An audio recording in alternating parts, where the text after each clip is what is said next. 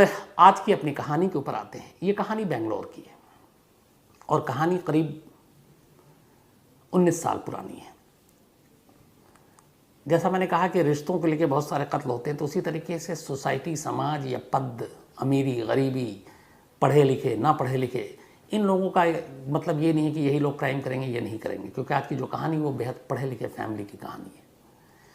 बेंगलोर के एक नामी वकील की एक बेटी जिसका नाम है शुभा शंकरा नारायण, करीब उम्र 27 साल शुभा की। बाप नामी वकील, अच्छी खासी इज्जत कानून की दुनिया में, और पिता के ही नक्शे कदम पर चलते हुए वो भी वकालत करना चाहती थी।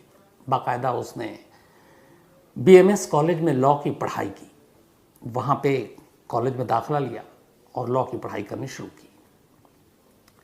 धीरे धीरे वक्त बीता। 2003, ये बात है दिसंबर की, और वो भी दिसंबर की तारीख, बल्कि नवंबर 2003। नवंबर 2003 में शुभा के पिता ने शुभा का रिश्ता एक सॉफ्टवेयर इंजीनियर से तय किया। उसका नाम था BR गिरीश। BR गिरीश 30 साल का एक नौजवान सॉफ्टवेयर इंजीनियर, वो भी अच्छे परिवार से। शुभा और गिरीश का परिवार पड़ोसी था, तो बचपन से दोनों परिवार एक दूसरे को जानते थे। शुभा को गिरीश के घर वाले जानते थे, गिरीश को शुभा के घर वाले जानते थे। गिरीश अच्छी खासी नौकरी कर रहा था, इंटेल में जॉब करता था वो, बेंगलोर में सॉफ्टवेयर इंजीनियर। तो घर वालों ने, खासतौर पर शुभा के पिता ने कहा कि ये रिश्ता अच्छा रहेगा उनकी बेटी के लिए, अच्छा लड़का है। उन्होंने गिरीश के साथ 30 नवंबर 2003 को एंगेजमेंट कर दी, सगाई, और शादी अप्रैल 2004 में होनी थी। तो नवंबर 2003 में सगाई हो गई। सगाई के सिर्फ 3 दिन बीते थे। इसके बाद 3 दिसंबर 2004 की तारीख आती है, 3 दिसंबर 2004। शुभा गिरीश से कहती है कि तुम मुझे आज डिनर पे ले चलो अपने मंगेतर से, फियांसी से। गिरीश भी खुश होता है कि चलो, उसकी मंगेतर ने कहा है सगाई की चौथे ही दिन कहीं बाहर चलना है, डिनर करना है। तो शाम को शुभा मिलती है गिरीश से, और गिरीश उसको पहले अपने साथ अपने ऑफिस ले जाता है, अपने कोलीग से मिलवाता है, बड़ा खुश भी होता है। इसके बाद वो लोग वहाँ से निकलते हैं और फिर एक कॉटन टावर्स एयरपोर्ट के करीब है, ओल्ड एयरपोर्ट के, वहाँ पे एक रेस्तरां में जाते हैं और दोनों डिनर करते हैं। डिनर करने के बाद रात करीब 9:30 का वक्त था। अब ये घर लौट रहे हैं। जब ये घर लौट रहे थे, कोरामंगला और इंदिरा नगर स्ट्रेच के पास वहाँ पे एक फ्लाइंग लैंडिंग स्पॉट है। आमतौर पर जब किसी भी एयरपोर्ट के आप बाहर देखेंगे जो सड़क जाती है, तो उसके करीब से प्लेन टेक ऑफ करते हुए या लैंड करते हुए बहुत नीचे, बहुत करीब से दिखाई देता है। तो बहुत सारे लोग गाड़ियाँ रोक रोक कर उसे देखते हैं। हम लोग खुद IGI Indira Gandhi international airport की तरफ से जब भी गुजरते थे तो रुक जाते थे, क्योंकि इतने नीचे से फ्लाइट को कभी देखने का मौका नहीं मिलता। तो वहाँ पे बहुत सारे जो तमाशबीन हैं, इस तरह के लोग हैं, वो रुक जाते हैं। तो ये दोनों भी डिनर करके लौट रहे थे, शुभा और गिरीश। तभी शुभा ने कहा गिरीश से कि थोड़ा यहाँ पे इस फ्लाइंग लैंडिंग स्पॉट पर रुकते हैं, प्लेन देखते हूँ लैंड करते हुए और टेक ऑफ करते हुए। गिरीश को भी लगा उसकी फैंसी कह रही है, उसकी ख्वाहिश पूरी करते हैं। गिरीश काइनेटिक होंडा थी उसके पास, काइनेटिक पे थे दोनों। उन्होंने काइनेटिक को साइड में लगाई और वहीं खड़े हो गए, प्लेन के लैंड करने और टेक ऑफ करने के मंजर को देखने लगे। अभी कुछ ही वक्त बीता था कि अचानक गिरीश के दाहिने सर के तरफ एक वजनी चीज से किसी ने हमला कर दिया। वहां पर रोशनी बहुत ज्यादा थी नहीं। चोट इतनी गहरी थी कि गिरीश वहीं पर गिर पड़ा। इसके बाद जो हमलावर थे वो किसी बाइक पे थे, वो वहां से भाग गए। शुभा बदहवास हो गई, चीखने रोने लगी। किसी तरीके से वहां से गुजर रही एक कार को उसने मदद के लिए रोका। कार वाला भी शरीक था, वो रुक गया। इसके बाद वो घायल गिरीश को लेकर फौरन वहाँ से पास में ही एक हॉस्पिटल है, मणिपाल हॉस्पिटल, वो वहाँ ले जाती है। वहाँ डॉक्टर इसका इलाज शुरू करते हैं। इस दौरान में घर वालों को भी खबर कर दी जाती है, दोनों फैमिली वहाँ पहुँच जाते हैं। पूरी रात बीतती है, डॉक्टर तमाम कोशिश करते हैं, लेकिन अगली सुबह यानी कि 4 दिसंबर की सुबह 8:05 पर डॉक्टर गिरीश को डेड डिक्लेयर कर देते हैं। गिरीश की मौत हो गई। जैसे ये होता है, इसके बाद अब गिरीश के पिता पुलिस स्टेशन जाते हैं और वो पुलिस स्टेशन में जाकर, ये विवेक नगर पुलिस स्टेशन है, वहाँ पे कंप्लेंट लिखाते हैं। वो बताते हैं कि उनकी होने वाली बहू और बेटे दोनों खड़े थे और किसी ने मारा। अब इस कत्ल की जो चश्मदीद थी वो इकलौती थी शुभा। सबसे पहले पुलिस शुभा का स्टेटमेंट दर्ज करती है। शुभा बताती है कि वो उसने ही डिनर के लिए फोर्स किया था, फिर वो डिनर ले गया, ऑफिस ले गया। उसके बाद मैंने ही कहा था कि हम टेक ऑफ और लैंडिंग यहाँ पे देखना चाहते हैं, वो यहाँ ले आया और हम लोग अभी ये देख ही रहे थे कि अचानक पीछे से किसी ने अंधेरे में सर पे वार किया और निकल गया, बट हमलावर कौन था मैं देख नहीं पाया। शुभा सदमे में थी, लगातार रो रही थी। 3 दिन पहले जिसकी सगाई हुई है उसके उस होने वाले पति की अचानक मौत किसी को भी गहरा सदमा लगेगा। तो पुलिस ने भी पुलिस या अंदाज में नहीं, एक इंसानियत के नाते जितनी पूछताछ की, बट पुलिस को कोई क्लू नहीं मिला। अब पुलिस ढूंढ रही है। 2003 की बात है, तब सीसीटीवी और ये सब इतना ये सब नहीं था जो आज के दौर में है। बट पुलिस अपने केस में लगी रही। विवेक नगर पुलिस के जो आईओ थे, इन्वेस्टिगेटिंग अफसर, कई दिन तक उन्होंने जांच की, जैसे स्पॉट पे, बाकी हर तरह से, कोई पुरानी दुश्मनी, कोई और सगाई, कहीं गिरीश का किसी और लड़की के साथ कोई चक्कर, कोई ऐसा एंगल, लेकिन कोई कामयाबी नहीं मिली। इसी दौरान में फिर पुलिस ने हर एक चीज़ चूँकि तफ्तीश की थी, तो जो सगाई हुई थी 30 नवंबर को, पुलिस ने कहा कि उसके वीडियो को देखते हैं, क्योंकि दिन वीडियो शूट हुआ था। शादी सगाई में हमारे यहाँ एक तरह का फैशन है, हम लोग करते हैं। तो उन्होंने कहा कि शायद उसमें देखें, उसमें कोई ऐसी चीज़ नज़र आए, कोई दुश्मन नज़र आए, कोई ऐसा कैरेक्टर नज़र आए जिससे इस केस को सॉल्व करने में आसानी हो। तो आईयू ने बैठकर अब गिरीश और शुभा की सगाई के वीडियो देखने शुरू किए। हर एक मेहमान के चेहरे को टटोलना शुरू किया, शुरू से आखिर तक। किसी मेहमान के चेहरे से ऐसा कोई सुराग नहीं मिला जिससे वो गिरीश के कत्ल की पहेली को सुलझा सके। हर मेहमान, हर रिश्तेदार के चेहरे पर नजर डालते डालते डालते अचानक आईओ की नजर शुभा के चेहरे पर पड़ी। जब उसने वीडियो देखना शुरू किया, उस पुलिस अफसर ने, इंस्पेक्टर ने, आईओ ने, इन्वेस्टिगेटिव अफसर ने, तो उसका पहला मकसद यही था कि इस सेरेमनी में आए हुए लोगों के चेहरों को पढ़ूं और कुछ ना कुछ उसमें से निकालूं। और इस चक्कर में वो शुभा को ही देखना भूल गया था। लेकिन अब आखिरी में जब कुछ नहीं मिला तो उसने गिरीश और शुभा के ऊपर नजर डाली। रिंग सेरेमनी में दोनों बैठे हुए हैं, लेकिन शुभा के हाव भाव और चेहरे को देखकर आईओ को बड़ा अजीब लगा। उसे लगा जिस लड़की की सगाई है वो लड़की कहीं से खुश नजर नहीं आ रही, और वो लगातार गिरीश से दूरी बनाने की कोशिश कर रही है। बैठती है तो थोड़ा खिसक जाती है, चेहरे पे उसके तनाव है, चेहरे पे गुस्सा भी है। और किसी भी लड़का और लड़की की जब शादी होती तो उस दिन चेहरे पर अलग चमक होती है, खुशी होती है। वो सारी चीज़ें काफूर हैं, गायब हैं। आईओ को ये बात बड़ी अजीब लगी। उसे लगा कि शायद शुभा, कम से कम इस वीडियो से लग रहा है कि इस सगाई से और इस रिश्ते से खुश नहीं है। अब लेकिन ये सिर्फ एक आकलन था, अंदाज़ा था, हकीकत में क्या था नहीं मालूम। लेकिन आईओ को कहीं ना कहीं शुभा पे थोड़ा सा डाउट हुआ। अच्छा, 2003 के ज़माने में उस वक्त ये जो मोबाइल, जो CDR कॉल डिटेल हम रिकॉर्ड की बात करते हैं, मोबाइल से लोकेशन की बात करते हैं, ये बड़ा नया नया था। आमतौर पर पुलिस इसका यूज़ नहीं करती थी, कॉल डिटेल रिकॉर्ड का, या फिर मोबाइल से किसी केस को सॉल्व करने का। ये चीज़ें थी ही नहीं हमारे सिस्टम में। ये तो बहुत 2010 के बाद रफ्तार पकड़ी। अब तो खैर किसी भी केस में सबसे पहले आप मोबाइल ही सबसे बड़ा सबूत और सुराग बन जाता है। 2003 में ये बात नहीं थी, लेकिन जब वीडियो देखा तो उसके बाद लगा कि शुभा के ऊपर कुछ डाउट हुआ। लेकिन अब इस डाउट को और आगे कैसे क्लियर करें। वो जो आईओ थे वो नए नए टेक्नोलॉजी के भी सेवी थे, टेक्नोलॉजी में उनका इंटरेस्ट था। शुभा और उसका परिवार पढ़ा लिखा अमीर, पिता उसके नामचीन वकील, शुभा के पास भी मोबाइल। तब आईओ ने कहा कि शुभा के मोबाइल के कॉल डिटेल रिकॉर्ड को खोलते हैं और इससे कोई जानकारी मिलेगी।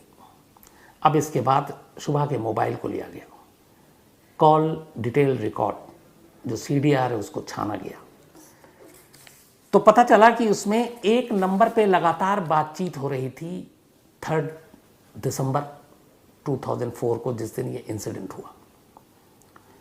पुलिस ने सबसे ज़्यादा जो बात हुई थी उसी एक नंबर से हो रही थी। जब उस नंबर को ट्रेस किया तो पता चला कि ये नंबर जो है ये अरुण शर्मा नाम के एक लड़के का है, और जो अरुण है वो भी बीएमएस कॉलेज में लॉ की पढ़ाई कर रहा है, लेकिन शुभा से 2 साल जूनियर है। और ये नंबर अरुण का था और अरुण लगातार उससे बातचीत कर रहा था। अरुण वर्मा 19 साल का लड़का, शुभा से करीब 5-6 साल छोटा। अब इस नंबर पे इतनी बात, इंसिडेंट के दिन बात, फिर पुलिस ने कहा कि अब ये कॉल डिटेल से तो ये तो पता चला बातचीत हो रही है, अब लोकेशन भी ट्रेस करते हैं कि उस दिन मोबाइल का लोकेशन कहाँ था। अब शुभा तो ऑलरेडी थी गिरीश के साथ, तो उसका लोकेशन उसी जगह पे मिलना था जहाँ पे हमला हुआ, जहाँ पे उसको मारा गया। लेकिन जब अरुण वर्मा के मोबाइल के लोकेशन को खंगाला गया तो पता चला कि उसका लोकेशन भी उसी जगह के आसपास था। अब पुलिस को यकीन हो गया कि ये लोग वहाँ थे, हमलावर इन्हीं में से कोई है। इसके बाद पुलिस ने अरुण वर्मा को पूछताछ के लिए बुलाया। अरुण वर्मा ने कहा कि मैं उस वक्त इस शहर में ही नहीं था। पुलिस ने उससे पूरी पूछताछ की। अरुण वर्मा ने इनकार किया। पुलिस को उस वक्त ये भी लगा कि पता नहीं मोबाइल के लोकेशन और ये कॉल जो CDR है अदालत में मानी जाएगी भी कि नहीं, क्योंकि तब तक ये सब चीज़ें मैंने जैसा बताया हमारे सिस्टम का हिस्सा नहीं हुआ करता था इतने बड़े पैमाने पे। तो पुलिस को लगा पकड़ लूँ और अदालत कहे कि ये क्या बेवकूफ़ी है, एक मोबाइल के भरोसे आप किसी को कातिल थोड़ी ठहरा सकते हैं, तो बेइज्जती होगी। आयु होशियार था, उसने अरुण वर्मा को पूछताछ करने के बाद छोड़ दिया, बोला जाओ। अरुण वर्मा बाहर निकलता है थाने से। इस दौरान में दोनों मोबाइल को आईओ ने रिकॉर्ड पे लगा दिया। वो और पुख्ता सबूत चाहता था। अरुण वर्मा पुलिस स्टेशन से बाहर निकलता है। बाहर निकलते वो पहला कॉल शुभा को करता है। कहता है आज मुझे पुलिस ने बुलाया और ऐसे से पूछताछ की। शुभा कहती तूने कुछ बताया तो नहीं? कहता नहीं मैंने कुछ नहीं, मैंने तो घुमा दिया, मैं तो था ही नहीं शहर में। मुझे तो उसने लगा कि पुलिस को तुझ पे यकीन है। उसने कहा हाँ मुझे लगता है मेरी सारी बातचीत से यकीन हो गया है। जब ये बातचीत हुई और रिकॉर्डिंग आई, पुलिस के सामने तस्वीर क्लियर हो गई। इसके बाद पुलिस सीधे शुभा को उठाती है। हालांकि शुभा को उठाना बिना सबूत के भी एक मुश्किल काम था, क्योंकि उसके पिता एक नामचीन वकील थे। लेकिन खैर पुलिस शुभा को उठाती है। उसके बाद उसके सामने सारे सबूत रखती है। कहती ये रहा तुम्हारा लोकेशन, ये तुम्हारी बातचीत और ये अरुण वर्मा का लोकेशन। इसके बाद अरुण वर्मा को उठाया जाता है। अरुण वर्मा थोड़ी ही देर में टूट जाता है। 19 साल का लड़का लॉ की पढ़ाई कर रहा है।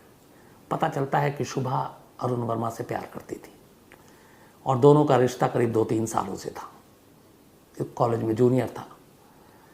शुभा अरुण वर्मा से शादी करना चाहती थी, अरुण भी शुभा से शादी करना चाहता था।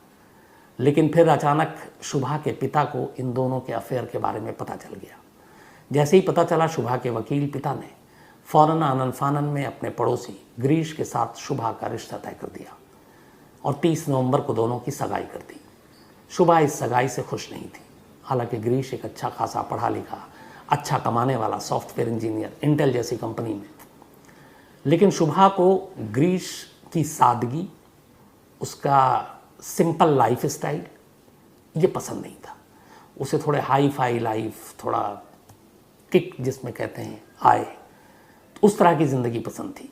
उसे लगा कि गिरीश जैसा शख्स उसकी ज़िंदगी के लिए उसमें फिट नहीं है। बड़ी सिंपल लाइफ है उसकी, बड़ा सिंपल रहता है, सादगी है, कोई शोशेबाजी नहीं है। और उसे ये सब पसंद नहीं था। उसे पसंद था अरुण वर्मा। उसने पिता के दबाव में सगाई तो कर ली, लेकिन कहते हैं कि सगाई के दिन जो उसकी ब्यूटिशियन थी, जो उसका मेकअप करे थे, उसने कहा था कि मैं इसके साथ शादी नहीं करूँगी, शादी से पहले ही भाग जाऊँगी, ऐसे मार दूँगी। ये सब बाद में गवाही में आई।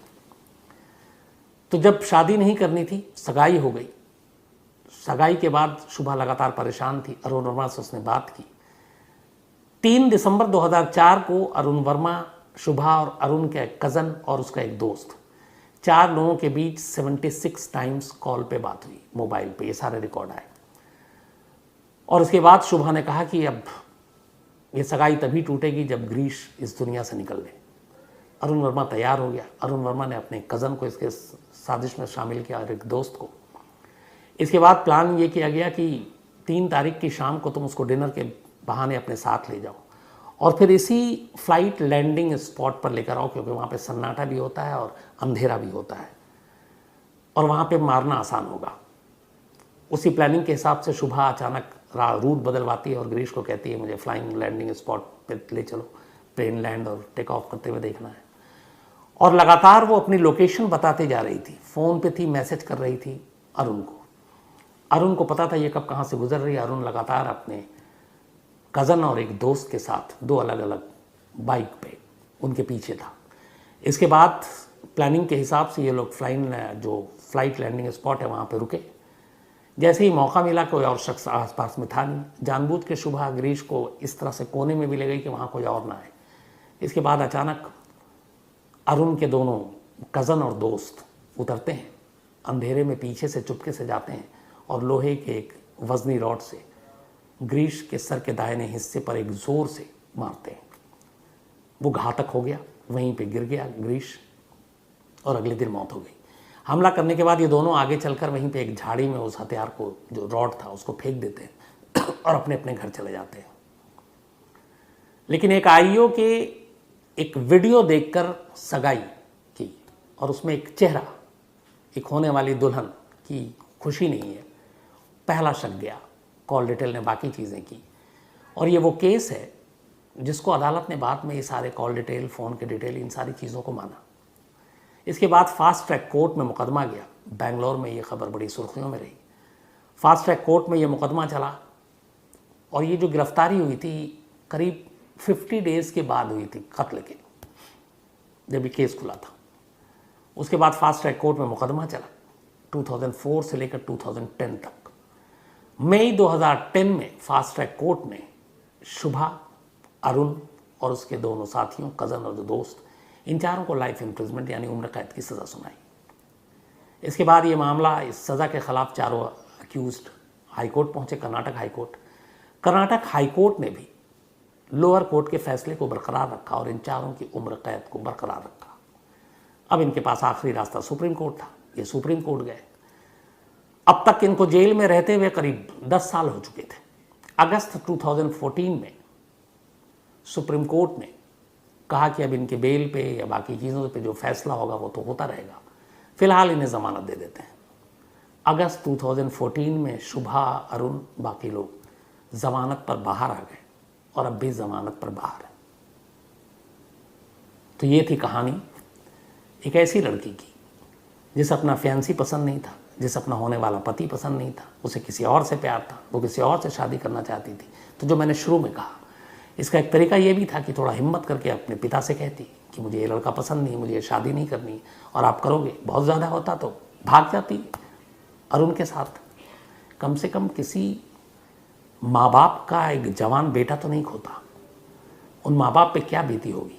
और इस कहानी का अफसोसनाक पहलू ये है कि करीब 140 से ज़्यादा हियरिंग्स हुई।